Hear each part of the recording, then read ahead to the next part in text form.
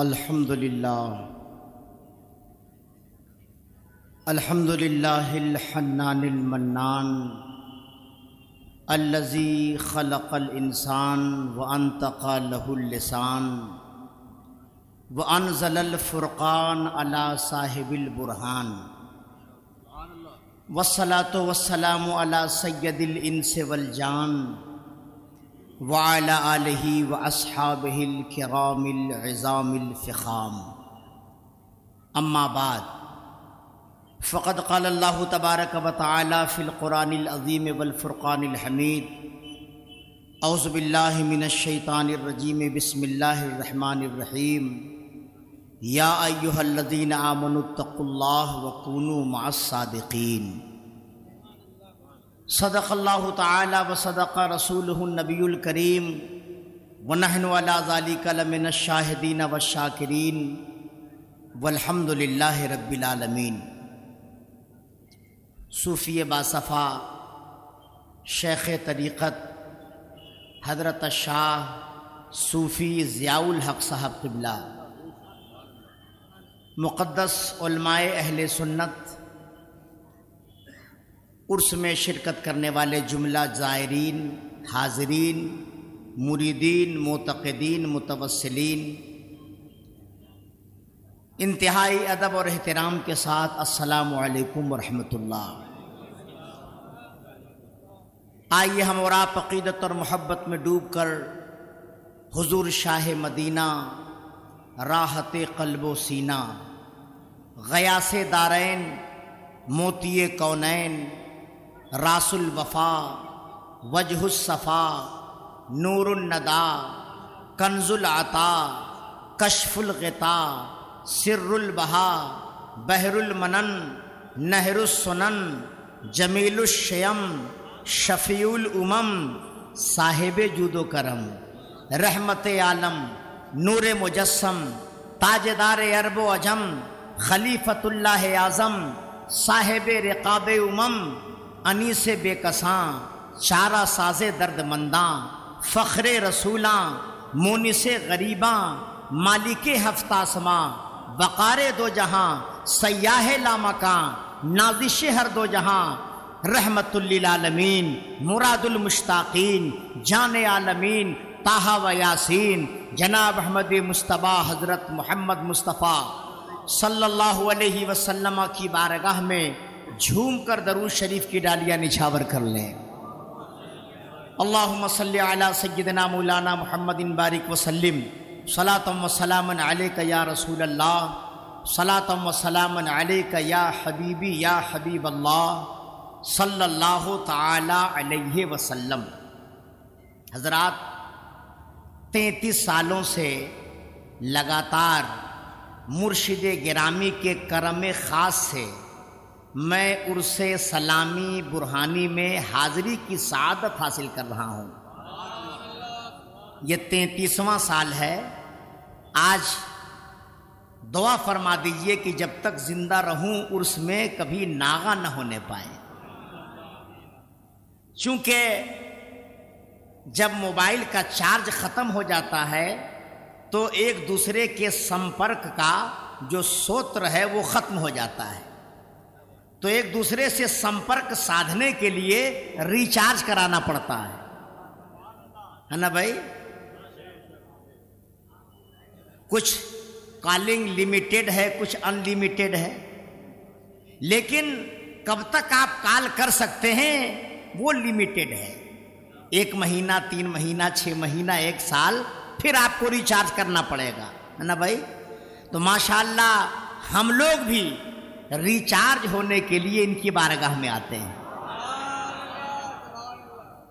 Recharge ہونے کے لیے ان کی بارگاہ میں آتے ہیں۔ لیکن یاد رکھیے گا، جب یہاں ریچارج ہوتے ہیں تو وہ ان لمیٹڈ رہتا ہے، وہ ان لمیٹڈ رہتا ہے۔ جو ہر سال ہم لوگ ریچارج ہوتے ہیں وہ ریچارج پر ریچارج ہوتے ہیں، اور یہ ایسا ریچارج ہے ماشاءاللہ جب تک دنیا میں زندہ رہیں گے تو بھی چارج رہیں گے، اور مر کے قبر میں جائیں گے تو بھی چارج رہیں گے۔ آج حضرت صوفی ضیاء میاں صاحب قبلہ تشریف فرما ہیں، ایسی محفلوں میں کبھی کبھی تقریر کا موقع ملتا ہے۔ ہمارے حضرت علامہ سید عبد الرحمن صاحب، حضرت علامہ مفتی فیضان صاحب، یہ لوگ بہت بڑا کام کر رہے ہیں، فتاوی برہان ملت کا بہت ہی زبردست کام کر رہے ہیں، تاریخی کام کر رہے ہیں۔ آپ لوگ دعا فرمائے کہ اللہ ان کے حوصلوں میں اور بلندیاں عطا فرمائے۔ جو یہ کام کر رہے ہیں آنے والی نسلیں ان کو یاد رکھیں گی، اور اس آستانے سے تو فیضان مل ہی رہا ہے، روشنی مل ہی رہی ہے۔ بس آپ سب لوگ یہ دعا کر دیجئے کہ یہ کام جلد از جلد کمپلیٹ ہو اور فتاوی برہان ملت جلد از جلد مارکیٹ میں آ جائے۔ اس لیے کہ یہ ہم لوگوں کی کم نصیبی کہہ لیجئے کہ ابھی تک جتنا کام ہم لوگوں کو حضور عید الاسلام اور حضور برہان ملت کی ذات پہ کرنا چاہیے تھا، ہم لوگ ابھی تک نہیں کر پائے۔ شخصیت کا تعارف اسی وقت صحیح معنوں میں ہوتا ہے جب اس کا کام مارکیٹ میں لایا جاتا ہے۔ شخصیت صحیح معنوں میں اسی وقت نکھرتی اور سنورتی ہے جب ان کے کارہائے نمایاں کو عوام کے سامنے پیش کیا جاتا ہے۔ مجھے امید ہی نہیں، مکمل یقین ہے کہ جب فتاوی برہان ملت مارکیٹ میں دستیاب ہو جائے گا اور علماء اسے پڑھیں گے تو انگشت بدندہ رہ جائیں گے۔ بہت سارے ایسے فتاوے ہیں جس پر کسی اور مفتی نے قلم نہیں اٹھایا ہے، سرکار برہان ملت نے قلم اٹھایا ہے۔ انشاءاللہ تعالی بہت جلد آپ اس سے بھی ملاقات کریں گے انشاءاللہ تعالی۔ آج کی محفل مختصر ہے، کل مکمل مغرب بعد سے لے کر کے فجر تک محفل کا اہتمام ہوگا اور آپ سبھی لوگ اس میں شرکت فرمائیں گے۔ 2-3 اشعار پہلے سماعت فرما لیں۔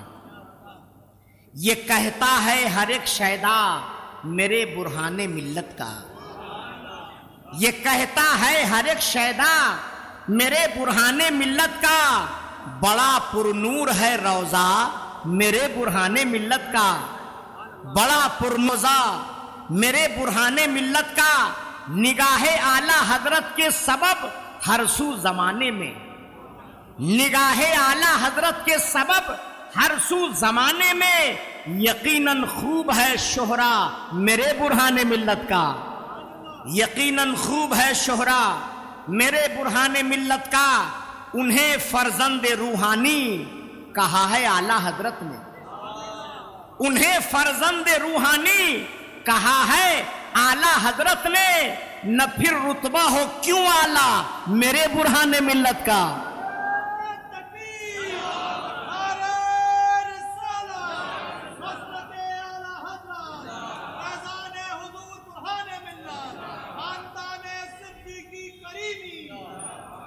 انہیں فرزند روحانی کہا ہے اعلی حضرت نے، نہ پھر رتبہ ہو کیوں اعلی میرے برہان ملت کا، اور جبل پور ان کے صدقے ثانیہ شہر بریلی ہے، جبل پور ان کے صدقے ثانیہ شہر بریلی ہے، یہ صدقہ ہے میرے مولا میرے برہان ملت کا۔ تکبیر، نعرہ رسالت، فیضان حضور برہان ملت، فیضان حضور محمود ملت، فیضان حضور حامد ملت، سبحان اللہ۔ جبل پور ان کے صدقے ثانیہ شہر بریلی ہے، یہ صدقہ ہے میرے مولا میرے برہان ملت کا، اور فتاوی آج بھی 19 جلدیں یاد ہیں ان کی، فتاوی آج بھی 19 جلدیں یاد ہیں ان کی، فقاہت میں ہے یہ رتبہ میرے برہان ملت کا، فقاہت میں ہے یہ رتبہ میرے برہان ملت کا، اور یہ مشاہد اور ضیاء انعام رکھیں گے ہر ایک لمحہ، یہ مشاہد اور ضیاء انعام رکھیں گے ہر ایک لمحہ، طریقہ اور مشن زندہ میرے برہان ملت کا۔ نعرہ رسالت، حضور مفتی اعظم مدھیہ پردیش، حضور مشاہد ملت، حضور ضیاء ملت، حضور انعام ملت۔ یہ مشاہد اور ضیاء انعام رکھیں گے ہر ایک لمحہ، طریقہ اور مشن زندہ میرے برہان ملت کا۔ طریقہ اور مشن زندہ میرے برہان ملت کا۔ گرایا قصر باطل بالیقین برق غضب بن کر، گرایا قصر باطل بالیقین برق غضب بن کر، تھا ایسا تیز ترخامہ میرے برہان ملت کا، تھا ایسا تیز ترخامہ میرے برہان ملت کا۔ اور جناب حضرت صدیق اکبر سے نسب جا کر، جناب حضرت صدیق اکبر سے نسب جا کر ملا ہے بالیقین داتا میرے برہان ملت کا، ملا ہے بالیقین داتا میرے برہان ملت کا۔ زمانہ حشر تک پاتا رہے گا ہے یقین مجھ کو، زمانہ حشر تک پاتا رہے گا ہے یقین مجھ کو، طفیل مصطفیٰ صدقہ میرے برہان ملت کا، طفیل مصطفیٰ صدقہ میرے برہان ملت کا۔ اور چمکتے ہیں امام الدین میدان خطابت میں، چمکتے ہیں امام الدین میدان خطابت میں، ہے ان پر فیض یہ کس کا میرے برہان ملت کا۔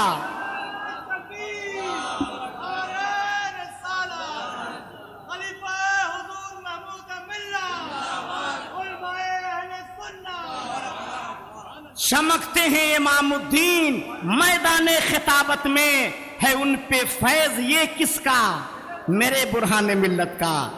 جو کچھ ہے وہ سب اسی دربار کا ہے نا بھائی، جو کچھ ہے وہ سب اسی دربار کا ہے۔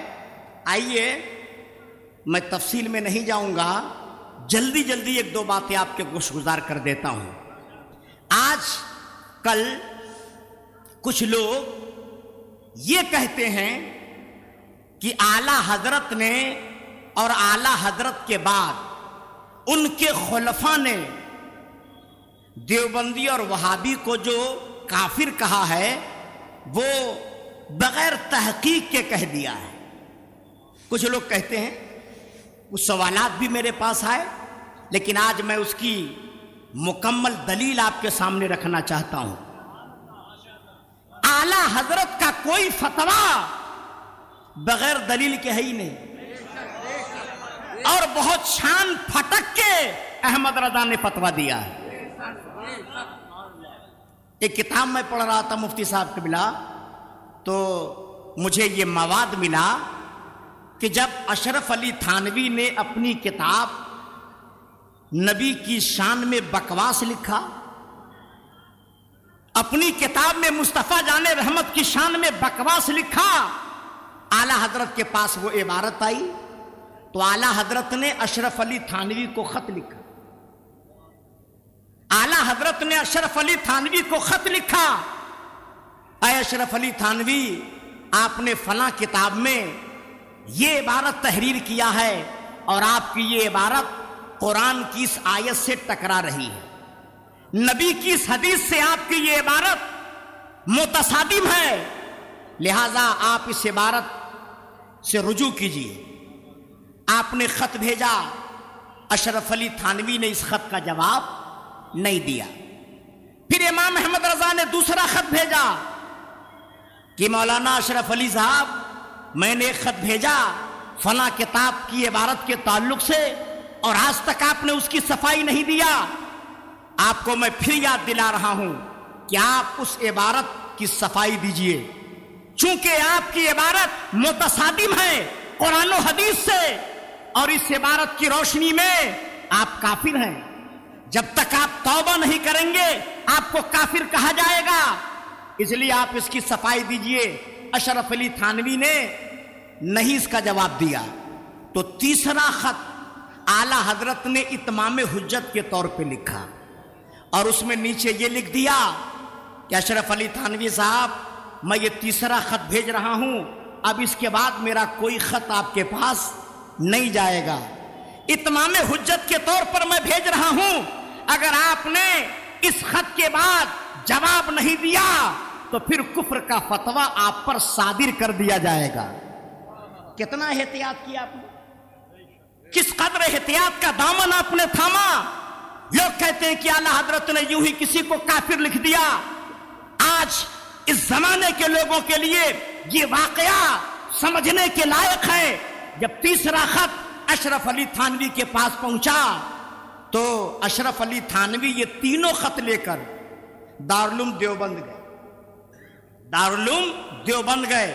اس وقت دارالعلوم دیوبند میں مولانا انور کشمیری مدرس تھے اور مرتضی حسین دربھنگوی یہ وہاں کا مبلغ تھا۔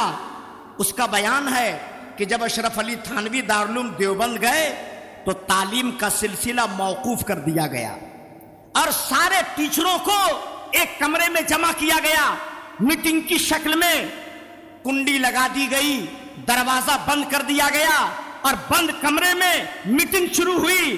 تو اشرف علی تھانوی نے سارے علماء دیوبند کے سامنے اعلیٰ حضرت کا تینوں خط پیش کیا کہ دیکھو یہ پہلا خط ہے، یہ دوسرا خط ہے، یہ تیسرا خط ہے، اب تم لوگ بتاؤ میں کیا کروں، اس خط کا میں کیا جواب دوں، میں اس خط کا کیا جواب دوں۔ تو مولانا انور کشمیری نے کہا مولانا اشرف علی صاحب آپ سے خطا ہوئی ہے، آپ سے خطا ہوئی ہے، آپ نے غلطی کیا ہے، اس عبارت کی روشنی میں آپ مجرم ہیں، اس لیے آپ اس عبارت سے رجوع کیجئے اور اپنی کتاب سے اس عبارت کو الگ کیجئے۔ بہت سارے علماء نے کہا بالکل آپ نے غلط کیا، ایسا آپ کو نہیں لکھنا چاہیے شان رسالت میں۔ تو مرتضی حسین دربھنگوی جو تھا یہ بڑا نالائق قسم کا تھا، اس نے کہا اشرف علی صاحب اگر آپ اپنی عبارت سے رجوع کر لیں گے تو ہم سب کی ناک کٹ جائے گی۔ اس کو ناک کی فکر تھی، ایمان کی فکر نہیں، ناک کی فکر تھی۔ کیا کہا؟ ہم لوگوں کی ناک کٹ جائے گی، ایمان رہے چاہے نہ رہے ناک رہنی چاہیے، ہماری ناک کٹ جائے گی۔ بولے مطلب تمہارا کیا کہنے کا ہے؟ تو مرتضی حسین دربھنگوی نے کہا کہ آپ کیوں پریشان ہیں، ہم آپ کی اس عبارت کے بچاؤ میں اتنی کتابیں لکھ دیں گے کہ احمد رضا کتابوں میں چھپ جائیں گے، ہم اتنی کتابیں تحریری شکل میں لا دیں گے کہ احمد رضا کتابوں کے نیچے دب جائیں گے، آپ اس عبارت کو واپس مت لیجئے، ہم لوگ اس کا مقابلہ کریں گے۔ تو اشرف علی تھانوی نے کہا ٹھیک ہے، اگر تم لوگ مقابلہ کرنے کو تیار ہو تو ہم بھی اپنی عبارت پر قائم ہیں، ہم بھی اپنی عبارت پر قائم ہیں۔ اس کے بعد اس نے اس عبارت کو واپس نہیں لیا، تب اعلیٰ حضرت نے اس پر کفر کا فتویٰ لگایا۔ تب اعلیٰ حضرت نے جب تیسرے خط کا جواب نہیں آیا تب احمد رضا نے کفر کا فتویٰ لگایا۔ پتہ کیا چلا؟ احمد رضا کا جتنا بھی فتویٰ ہے وہ سب احتیاط کے ساتھ دیا گیا فتویٰ ہے اور ایسا جامع اور مانع فتویٰ ہے کہ آج 100 سال سے زیادہ زمانہ گزر گیا، اعلیٰ حضرت کا علم فتویٰ میں کوئی جواب نظر نہیں آ رہا ہے۔ آپ کو میں بتاؤں اشرف السوانح جو اشرف علی تھانوی کی جیونی ہے، سوانح حیات ہے، اشرف السوانح، اس میں لکھا ہوا ہے کہ جب مولانا احمد رضا خان اعلیٰ حضرت کا انتقال ہوا تو پورے ہندوستان میں خبر پھیل گئی، پوری دنیا میں خبر پھیل گئی۔ وہ زمانہ نیٹ کا تھا نہیں، سوشل میڈیا کا تھا نہیں، لوگ تار کے ذریعے سے، ٹیلی گرام کے ذریعے سے یہاں وہاں خبریں دیا کرتے تھے۔ یہ خبر جب لوگوں تک پہنچی تو 2-4 لوگ دوڑتے ہوئے آئے اشرف علی تھانوی کے پاس اور کہنے لگے آج تو بڑا اچھا ہوا، آج کا دن تو ہمارے لیے بہت اچھا دن ہے۔ بولے کیا ہوا؟ بولے بریلی میں احمد رضا کا انتقال ہو گیا، آج تو ہم لوگ خوشی منائیں گے، اعلیٰ حضرت کا انتقال ہو گیا۔ بولے خوشی مناؤ گے کیوں؟ بولے اس لیے خوشی منائیں گے کہ انہوں نے ہی ہم لوگوں پر کفر کا فتویٰ لگایا ہے، اور خاص طور سے آپ پر اشرف علی تھانوی سے کہا، تو آپ کو تو سب سے زیادہ خوش ہونا چاہیے کہ آپ کا سب سے بڑا دشمن اس دنیا سے رخصت ہو گیا۔ تو اشرف علی تھانوی نے کیا جواب دیا سنیے۔ اشرف علی تھانوی نے کہا آج خوش ہونے کا دن نہیں ہے، آج غمگین ہونے کا دن ہے۔ بولے آج ہم کیوں غمگین ہو؟ تو اشرف علی تھانوی نے کہا اس دور میں، اس زمانے میں احمد رضا سے بڑا کوئی عالم نہیں ہے۔ دنیا کا کوئی بھی سوال احمد رضا کے پاس جاتا تھا، ان کے پاس ہر سوال کا جواب رہتا تھا۔ اب کوئی بھی عالم دنیا میں نہیں ہے جو ہر سوال کا جواب دے سکے۔ تو آج خوشی کا دن نہیں ہے، غم منانے کا دن ہے۔ یہ ہے شان احمد رضا، یہ ہے شان احمد رضا۔ اور احمد رضا نے کس کو چنا؟ آل صدیق اکبر کو۔ احمد رضا نے کس کا چناؤ کیا؟ آل صدیق اکبر کو۔ آپ خلفائے اعلیٰ حضرت کی لسٹ دیکھیے، بہت قلیل ہے، چند بندے ہی نظر آتے ہیں جن کو احمد رضا نے اپنی خلافت سے نوازا ہے۔ لیکن جب ہم بریلی کے بعد جبل پور کی دھرتی پر نظریں اٹھاتے ہیں تو کیا دکھائی پڑتا ہے؟ اسی خاندان میں احمد رضا کے 3 خلفاء مسکرا رہے ہیں۔ یہ معمولی بات نہیں ہے، خلافت دینا وہ بھی اعلیٰ حضرت، معمولی بات نہیں ہے۔ بہت شان پھٹک کر آپ نے خلافت سے سرفراز فرمایا، اور اعلیٰ حضرت اور خاندان صدیق اکبر میں اتنا کلوز معاملہ تھا، اتنا کلوز معاملہ تھا۔ اعلیٰ حضرت رہتے تھے بریلی شریف میں، لیکن نظر آپ کی رہتی تھی جبل پور شریف میں۔ خاندان میں کیا ہو رہا ہے، کون بیمار ہے، کون صحت مند ہے، کون سفر پہ جا رہا ہے، کون حضر میں ہے، کون کہاں جا رہا ہے، کون کیسی باتیں کر رہا ہے، اعلیٰ حضرت بریلی سے سب کچھ ملاحظہ فرماتے تھے۔ اور ہم جیسا کم پڑھا لکھا آدمی اگر اس کو ثابت کرنے پر آ جائے تو درجنوں واقعات کے ذریعے سے ثابت کر سکتا ہے، درجنوں واقعات کے ذریعے سے ثابت کر سکتا ہے کہ دیکھنے میں بریلی اور جبل پور بہت دور نظر آ رہا ہے، لیکن نظر اعلیٰ حضرت سے جبل پور دور نہیں ہے، نظر اعلیٰ حضرت سے جبل پور دور نہیں ہے۔ تو ہے حضور برہان ملت کے مریدین، حضور عید الاسلام کے مریدین، حضور محمود ملت کے مریدین، حضور حامد ملت کے مریدین، حضور مشاہد ملت کے مریدین، حضور ضیاء ملت کے مریدین، تم اپنے اوپر جتنا فخر کرو کم ہے کہ تمہیں بھی خدا نے اسی خاندان سے قریب کر دیا ہے جس خاندان سے احمد رضا قریب تھے۔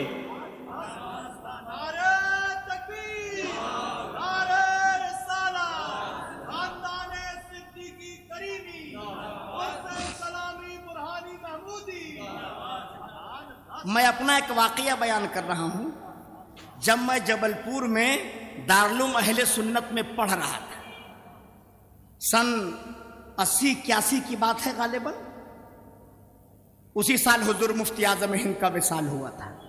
تو اس وقت مجھے انگوٹھی پہننے کا بڑا شوق تھا، اب تو نہیں پہنتا ہوں۔ اس وقت بغیر انگوٹھی کے میں رہ ہی نہیں سکتا تھا، اور 3-3 4-4 عطر کا باٹل میرے جیب میں رہتا تھا۔ عطر لگانے کا بڑا شوق تھا، اور انگوٹھی ہر دوسرے تیسرے مہینے بدلا کرتا تھا۔ تو اتفاق سے میری انگوٹھی غائب ہو گئی، اور میرے پاس جو انگوٹھیاں تھیں ان میں سب سے اچھی انگوٹھی وہ تھی جس کو میں بہت پسند کرتا تھا۔ بڑا ڈھونڈا، بڑا تلاشا، لیکن وہ انگوٹھی نہیں ملی۔ تو آیا حضور برہان ملت کے پاس، عصر کی نماز پڑھا، اور حضرت کے سامنے میں نے یہ سارا واقعہ پیش کیا کہ حضور ایک انگوٹھی تھی اور وہ غائب ہو گئی ہے، اور بہت میں اسے پسند کرتا تھا، حضور کرم فرما دیں کہ وہ انگوٹھی مل جائے۔ تو معلوم ہے حضور برہان ملت نے کیا فرمایا؟ تم کاہے پریشان ہو، جو تم کو سب سے زیادہ چاہتا ہے وہی تمہاری انگوٹھی لیا ہے۔ جو نام نہیں بتائے، لیکن کیا بولے؟ مدرسے میں جو تم کو سب سے زیادہ چاہتا ہے وہی تمہاری انگوٹھی لیا ہے۔ میں نظر دوڑانے لگا، ایک کو دیکھا، 2 کو دیکھا، 3 کو دیکھا، تو ایک آدمی پر میری نظر گئی، زیادہ چاہت تو اسی سے ہے۔ زیادہ لگاؤ تو اسی سے ہے. میں گیا اور کلائی پکڑا, میں نے کہا انگوٹھی دو. بولے عجیب بات آپ کر رہے ہیں, انگوٹھی ہم سے مانگ رہے ہیں. میں نے آپ کی انگوٹھی کہاں لیا؟ بولا میں نے کہا نہیں, آپ ہی نے لیا ہے. بولے آپ کو کیسے پتا؟ ہم نے کہا ہمیں سب کچھ پتا چل گیا ہے, میرے آقا برہان ملت نے بتا دیا ہے, میرے سرکار برہان ملت نے بتا دیا ہے. اب آپ کو ہیلا بہانا نہیں کرنا پڑے گا. بیچارے گئے, پیٹی کا تالا کھولا, انگوٹھیاں نکالے اور لا کر میرے انگلی میں پہنا دیا, اور انہوں نے کہا میں نے آزمائش کے طور پر ایسا کیا تھا, چونکہ یہ انگوٹھی تمہیں بہت پسند تھی. میں دیکھنا چاہتا تھا کہ تم اس انگوٹھی کو ڈھونڈنے میں کہاں کہاں کا سفر کرتے ہو. نعرہ تکبیر, نعرہ رسالت, مسلک اعلیٰ حضرت, میدان برہان ملت, میدان برہان ملت, خاندان صدیق اکبر حضرت مولانا امام الدین صاحب. سبحان اللہ, سبحان اللہ. حضور برہان ملت سے مجھے بے پناہ فیض ملا ہے, بے پناہ فیض ملا ہے. عصر کی نماز پڑھ کے حضرت کمرے میں تسبیح پڑھا کرتے تھے, تو اسی مصلے پر حضرت نے مجھے مرید کیا, مصلے پر مرید کیا. اور سبحان اللہ, میں تو اپنی تقدیر پر جس قدر ناز کروں کم ہے. حضور محمود ملت نے بھی بے پناہ شفقتوں سے مجھے نوازا ہے. میں جب آتا تھا تو حضرت جب تعویذ وغیرہ لکھتے تھے اور لوگوں سے ملتے تھے تو یہیں مجھے بیٹھاتے تھے, جیسے ضیاء میاں بیٹھے ہیں نا, تو یہیں بیٹھاتے تھے. تو جب میں تھوڑا سا ادب کے معاملے میں دائیں بائیں ہوتا تھا تو حضرت کہتے تھے ٹھیک سے بیٹھو امام الدین, ٹھیک سے بیٹھو امام الدین. آدھا گھنٹہ ہو گیا, 1 گھنٹہ ہو گیا, 1.5 گھنٹہ ہو گیا, 2 گھنٹہ ہو گیا. میں جب اٹھنا چاہتا تھا تو کہتے تھے بیٹھے رہو. ایک دن کہنے لگے امام الدین بیٹھو اور مجھے غور سے دیکھو, مریدین کو ڈیل کیسے کیا جاتا ہے, ان پہ شفقت کیسے کی جاتی ہے, ان کے سوالات کا جواب کیسے دیا جاتا ہے, ان پر کرم کی بارش کیسے کی جاتی ہے. سیکھ لو, ابھی تمہارے لیے موقع ہے. سبحان اللہ, بڑی شفقت فرماتے تھے. سبحان اللہ, بڑی شفقت فرماتے تھے حضور محمود ملت. اللہ تعالیٰ ان کی قبر پر نور اور رحمت کی بے پناہ بارش فرمائے. اور جاتے جاتے بھی حضرت نے شفقتوں سے نواز ہی دیا. سبحان اللہ, جاتے جاتے بھی اس نسبت کو مضبوط کر کے گئے. جب میں آیا حضرت کے جنازے میں تو بھیڑ تو آپ لوگوں نے دیکھا ہی ہوگا, ریکارڈ توڑ بھیڑ. گھر سے جب نکلے تھے تو کہیں جگہ نہیں, عیدگاہ میں تل رکھنے کی جگہ نہیں, کتنے لوگ نماز جنازہ میں نہیں شریک ہو پائے, اندر جگہ کی گنجائش ہی نہیں تھی. میں منبر کے پاس پہنچ کر جگہ لے لیا تھا, منبر کے پاس پہنچ کر میں جگہ لے لیا تھا کہ یہیں حضرت کے بالکل سامنے رہوں گا, آخری ملاقات تو حضرت سے کر لوں, آخری درشن تو حضرت کا کر لوں, آپ کے جسم اطہر کو دیکھ لوں, کندھا دے لوں. میں وہیں پر منہمک تھا ذکر و اذکار میں. اتنے میں حضور سیدی سرکار مشاہد ملت کا فون آیا, مولانا صاحب آپ کہاں ہیں؟ ہم نے کہا حضور خادم حاضر ہے, حکم کیا ہے؟ بولے آپ جہاں بھی ہوں فوراً قبر کے پاس آ جائیے, آپ کو قبر محمود ملت میں اترنا ہے, آپ کو قبر محمود ملت میں اترنا ہے. یہ آواز جیسے میرے کانوں میں آئی, آنکھوں سے آنسو جاری ہو گئے, آنکھوں سے آنسو جاری ہو گئے. میں نے کہا حضور محمود ملت آپ کی نوازشوں اور آپ کے کرم کا بے پناہ شکریہ. جاتے جاتے آپ امام الدین پر کرم کی بارش فرما رہے ہیں. میں آنکھوں میں آنسو لیے ہوئے آیا, بہت بھیڑ تھی, جانے کی گنجائش نہیں تھی. ہر آدمی سے میں یہی ریکویسٹ کر رہا تھا حضرت کی قبر کے پاس جانا ہے, حضرت کی قبر کے پاس جانا ہے. تو اکثر لوگ مجھے پہچانتے بھی تھے. خیر جگہ مل گئی اور میں مزار حضور محمود ملت کے قریب آیا اور پھر قبر حضور محمود ملت میں اترا. حضرت لہیم شہیم تھے, جسم کافی بھاری تھا. ایک طرف انعام میاں تھے اور ایک طرف میں تھا. بڑا ڈرا ہوا تھا, میں دبلا پتلا کمزور آدمی, اتنے بڑے جسم کو میں کیسے سنبھال پاؤں گا, اتنے بڑے جسم کو میں کیسے سنبھال پاؤں گا. لیکن یہاں 3 خلفاء ہیں اعلیٰ حضرت کے, میں قسم کھا کے کہہ سکتا ہوں اس بات کو, جب میں نے اپنے ہاتھوں سے حضور محمود ملت کو اٹھایا تو لگ ہی نہیں رہا تھا کہ کوئی جسم ہے، ایسا لگ رہا تھا جیسے گلاب کا پھول میں نے اٹھایا ہے۔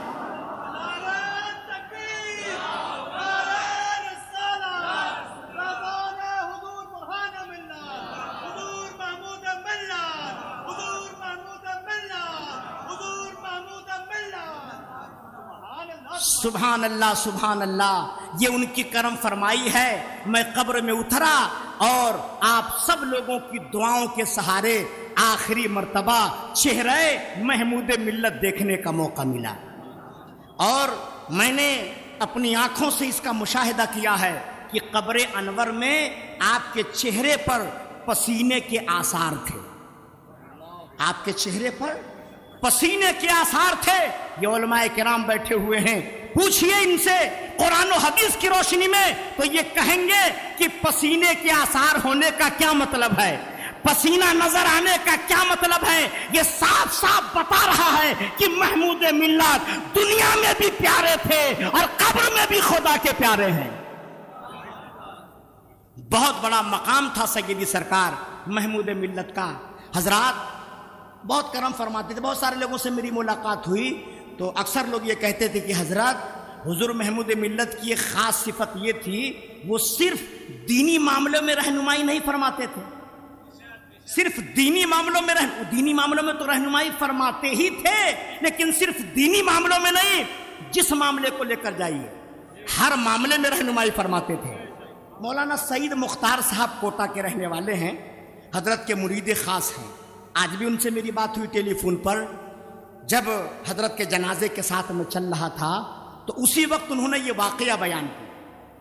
مولانا سعید مختار صاحب نے جنازے ہی کے سفر میں یہ واقعہ بیان کیا کہ مولانا صاحب میری بیٹی کے رشتے کا معاملہ تھا اور 2 لڑکے میری نظر میں تھے، میں کنفیوز تھا کہ میں کس سے رشتہ کروں، میں کنفیوز تھا کہ کس لڑکے کا انتخاب اپنی لڑکی کے لیے کروں، لیکن ان دونوں لڑکوں میں ایک لڑکا مجھے زیادہ پسند تھا دوسرے کے مقابلے میں، لیکن میں فیصلہ نہیں کر پا رہا تھا تو میں جبل پور آیا، اور آنے کے بعد حضرت کے سامنے میں نے سارا معاملہ رکھا تو حضرت نے جس کو میں پسند کر رہا تھا اس کو نہیں، دوسرے کا نام حضرت نے لیا، فرمایا اس سے اپنی بیٹی کا رشتہ کرو، اس سے اپنی بیٹی کا رشتہ کرو۔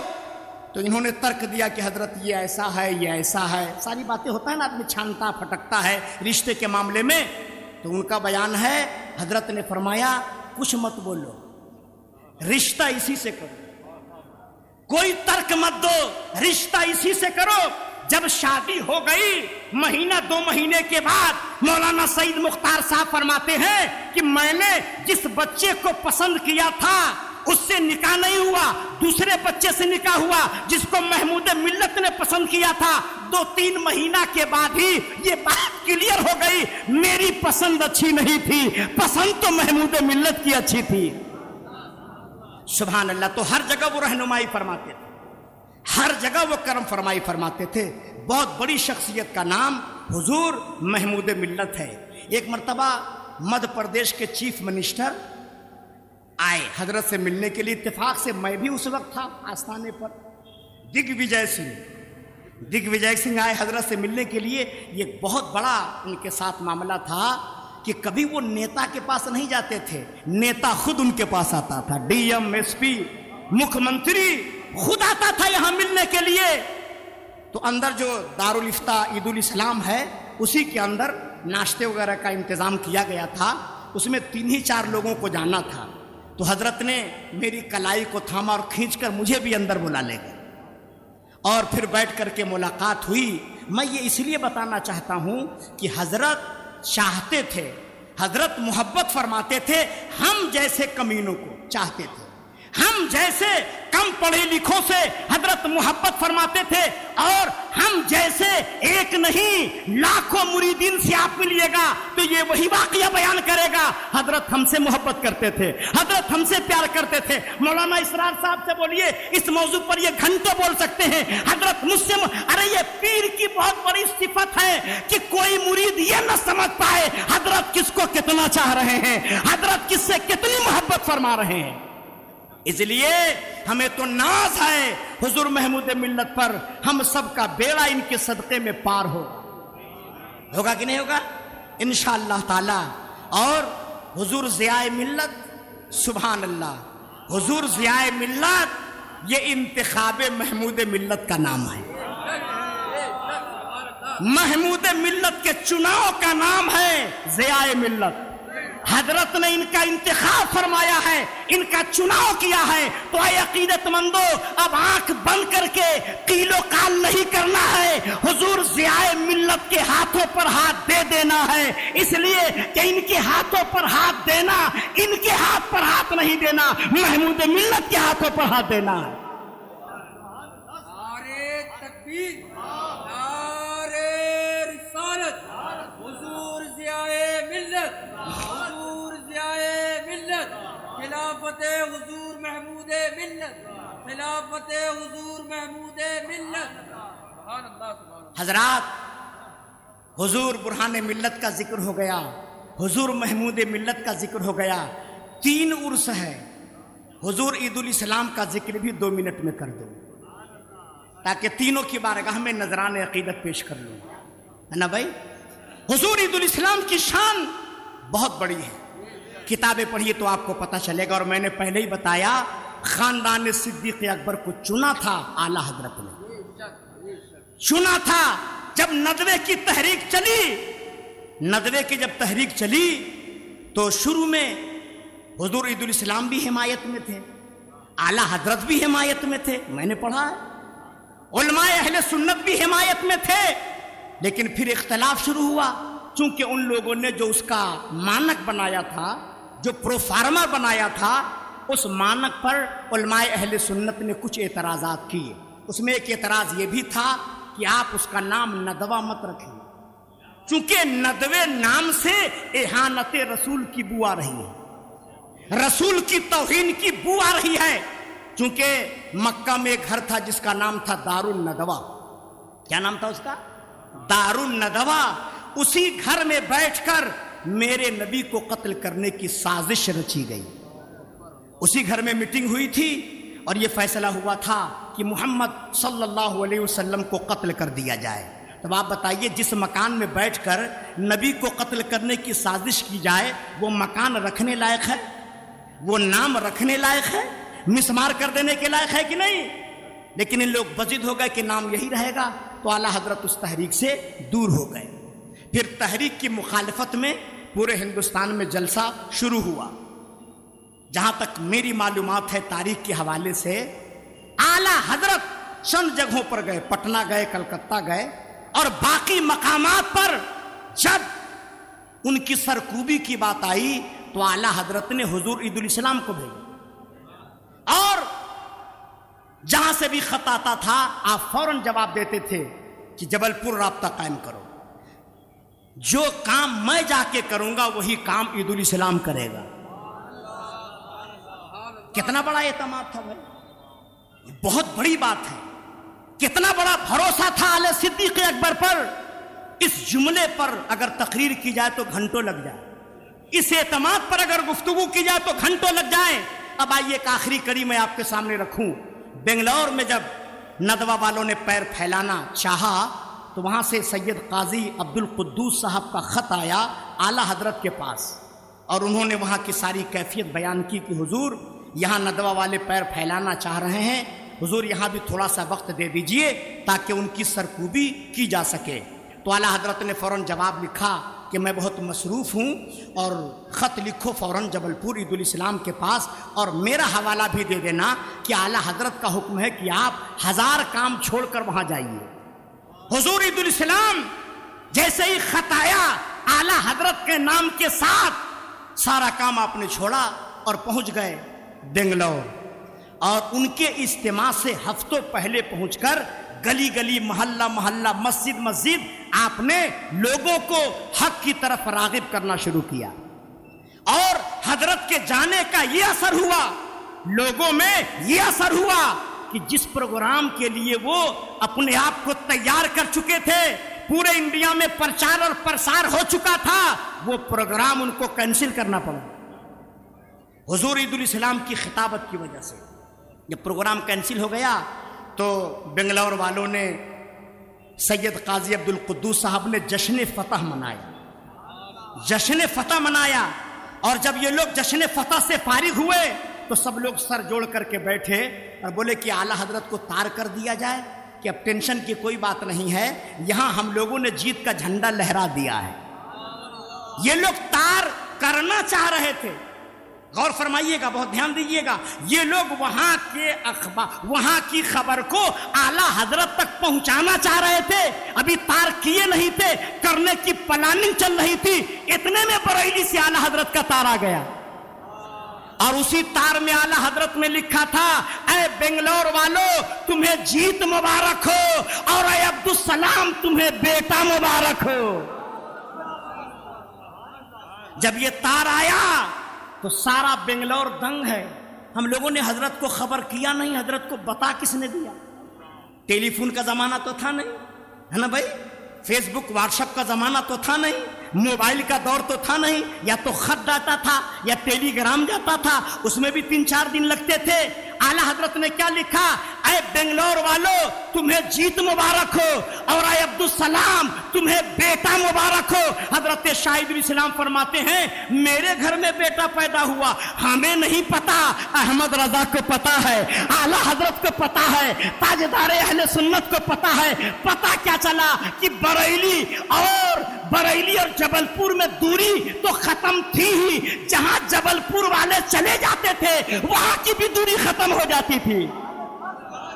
نعرہ تکبیر، نعرہ رسالت، مسلک اعلیٰ حضرت، میدان برہان ملت، میدان محمود ملت، نعرہ تکبیر۔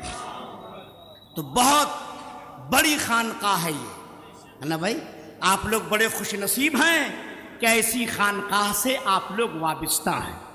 دامن تھامے رہیے، انشاءاللہ تعالی یہ دامن آپ کو جنت میں لے کر کے جائے گا انشاءاللہ تعالی۔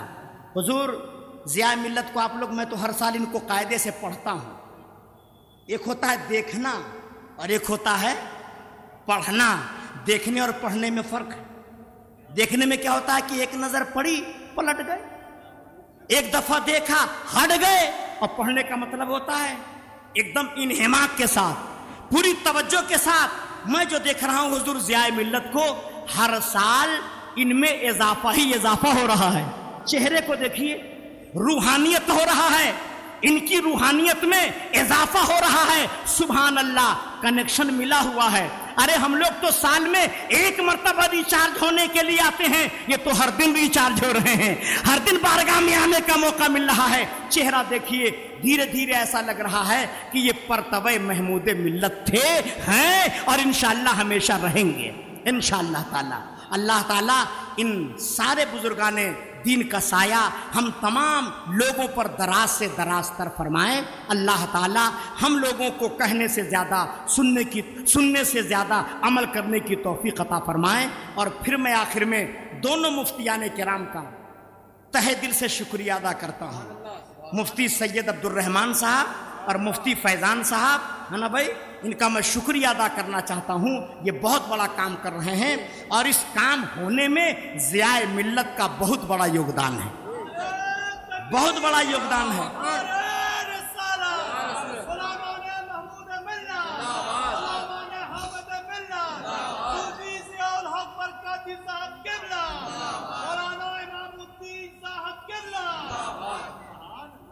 عاقبت برہان کی فیض رضا سے بن گئی، عاقبت برہان کی فیض رضا سے بن گئی، ہے یہی اپنا وسیلہ بس خدا کے سامنے۔ وما علینا الا البلاغ۔ السلام علیکم ورحمۃ اللہ۔